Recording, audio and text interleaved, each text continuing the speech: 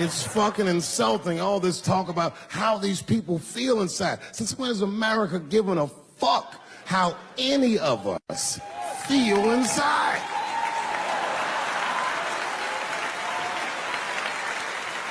And I cannot shake this awful suspicion that the only reason everybody is talking about transgenders is because white men want to do it. That's right. I just said that. If it was just women that felt that way, or black dudes and Mexican dudes being like, hey, y'all, we feel like girls inside, they'd be like, shut up, nigger. No one asked you how you felt. Come on, everybody, we have strawberries to pick. It reeks of white privilege. You never asked yourself why it was easier for Bruce Jenner to change his gender than it was for Cassius Clay to change his fucking name?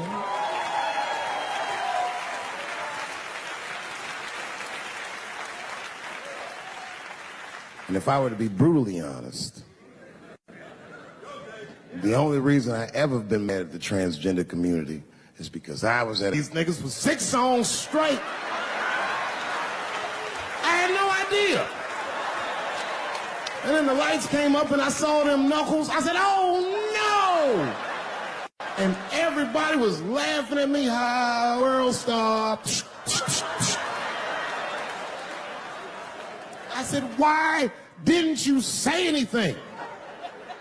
And then I heard that sultry voice. I didn't say anything, Dave Chappelle, because I was having a wonderful time. And I wasn't sure how you'd feel about it. I said, you knew how I'd feel. And she said, I'm going home. I don't want any trouble from you. I said, home? It's only 2 songs left. I mean, we might as well finish tonight. And we ended up having breakfast together. Oh, grow up. That doesn't make me gay. I just titty fucked her. His titties are as real as any titties in LA. It's 2 o'clock in the morning. I was just borrowing a little friction from a stranger. Whoops!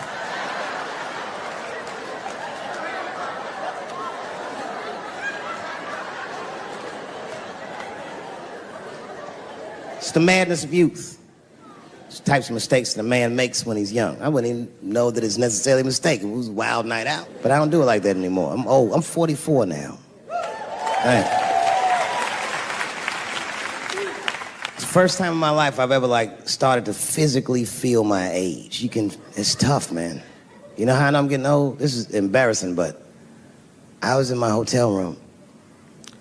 I'm not gonna lie, I was jerking off, and I was really sweating it out. And this is when I knew I was old. I just gave up in the middle, nothing even happened.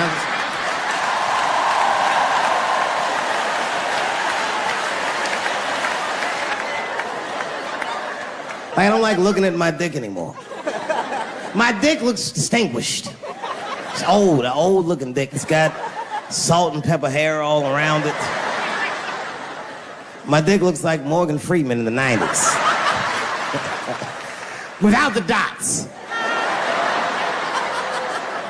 My dick narrates. Dave pulled me out and started jerking me around and jerking me around. But not with the same vigor as when he was young. He and I both knew nothing was coming out.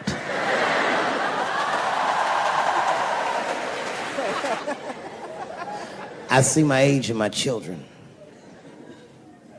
I came home from the road. This is not long ago. I've been gone for, if you can picture, I was gone for weeks and weeks.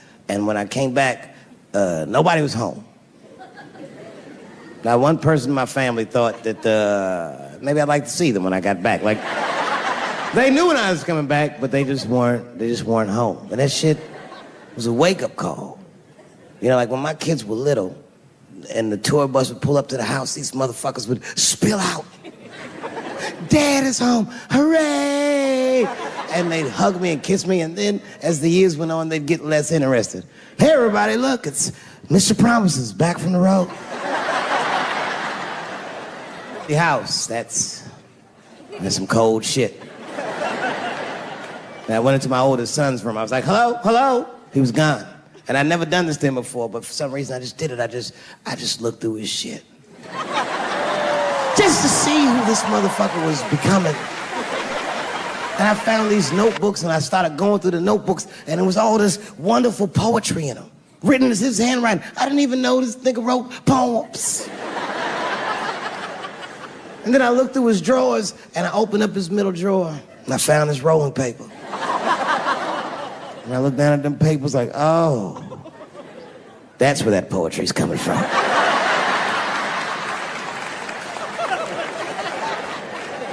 And that shit broke my heart. I mean, I smoked weed, but I mourned my son's innocence. And I cried a little bit. And I took his papers upstairs to my room. Rolled some weed that I'd hid from the family. And I got really high. And then I got paranoid, so I put his papers back how I found them. So he wouldn't know what I was up to. This nigga won't even know that that happened until he sees the special. Yeah, nigga, I found your papers. He's a cold motherfucker. Let me tell you, this kid is only 16 years old. Listen to what he did to me. This motherfucker calls me up in the middle of the night. It was 1 o'clock in the morning. He goes, Dad, don't be mad. I knew something was terribly wrong. I said, what's going on? He said, listen, I'm fine. And don't forget, you told me to do this. I'm at a party, and my designated driver had too much to drink. Me and my friends need you to come pick us up. I said, Jesus Christ, it's 1 o'clock in the morning, nigga. I am shit-faced.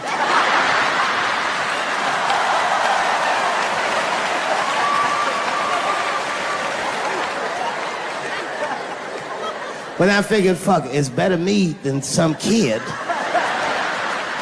I might as well roll the dice and go pick my nigga up. I said, all right, I'm coming to get you. Just give me the address and I'll be right there.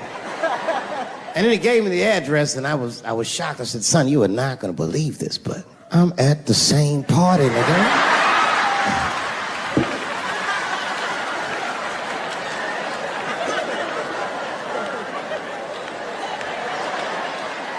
Give me your money, motherfucker. I'm fucking around. This guy got ice in his veins. He didn't even buckle. You know, like many black men my age, the first time I voted was 8 years ago. Right. I saw Obama on TV and said, oh, I'm voting for this nigga. I remember the day I voted for Obama. I voted in Ohio, and my vote matters in Ohio. Ohio is a battleground state, but when I pulled up to the polls, all the soldiers were in line. There was so many black people in that goddamn line, I didn't even know it was a poll. I thought it was a check cashing place. We were hugging each other, and old people were singing hymns and spirituals. J Verdict times 10 or some shit. I've never seen black people that happy. 8 years later, I'm pulling up to the polls again. This time I'm driving a brand new Porsche because the Obama years were very good to me.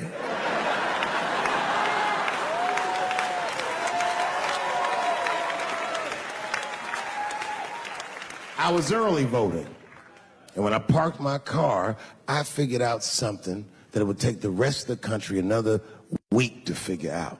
I understood that Donald Trump was going to be our next president because in Ohio, unlike D.C., you could see the results in the parking lot.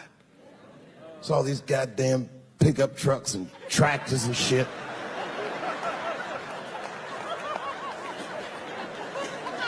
And then I walked up and I saw a long, long line of dusty white people.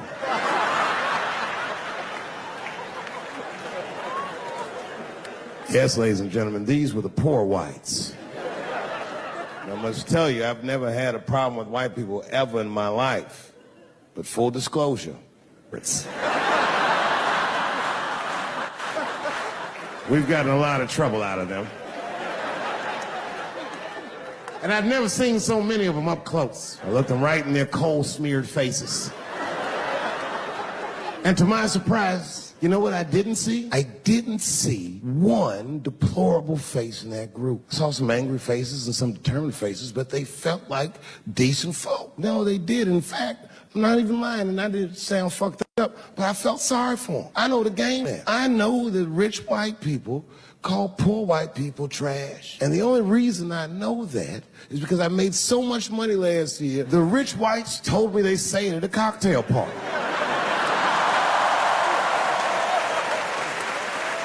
And I'm not with that shit. And I stood with them in line like all of us Americans are required to do in a democracy. Nobody skips the line to vote. And I listened to them. I listened to them say naive, poor white people things. Man, Donald Trump's gonna go to Washington and he's gonna stand there thinking to my mind, you dumb motherfucker.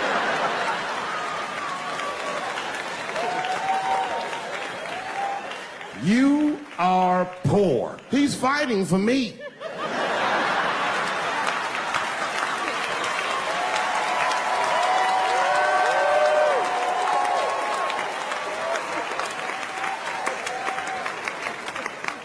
And they all looked at me. They could tell who I was voting for just as easily as I could tell who they were voting for.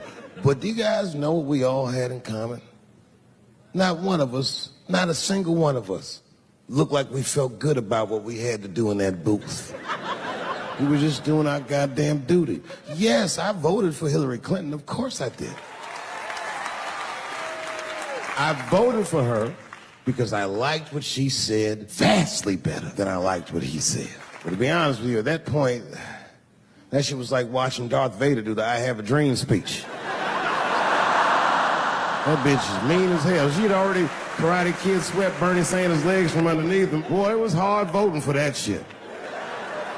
But it was the lesser of the evils. I know you were a Clinton supporter, Miss I. I'm sorry for her. But it didn't feel as he was going to be our first woman president. They were going to make coins out of this bitch.